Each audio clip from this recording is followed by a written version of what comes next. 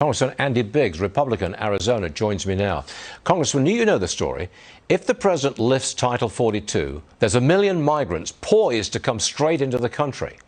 I say he will not lift Title 42, certainly not right before the election. What say you?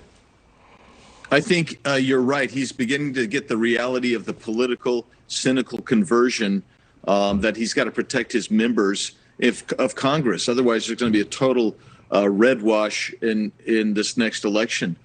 But here's the thing, though, that I think is so important, Stuart. We should not be bringing this down to Title 42, a policy that's designed for communicable disease emergencies like COVID. That's all we've got to basically send people home today. They're releasing a substantial portion of the people they catch into the country.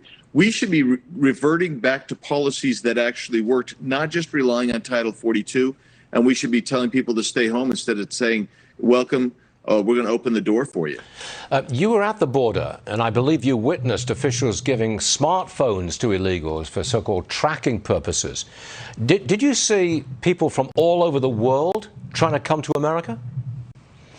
Yeah, you have right now. I think the number last year was 157 different nations, and this year it's over 100 nations already in the first 6 months. I saw groups of people that were apprehending, 40, 50, 60, and there would be nobody from Mexico, nobody from the Northern Triangle states. We saw Cubans, Haitians, we saw folks from Uzbekistan.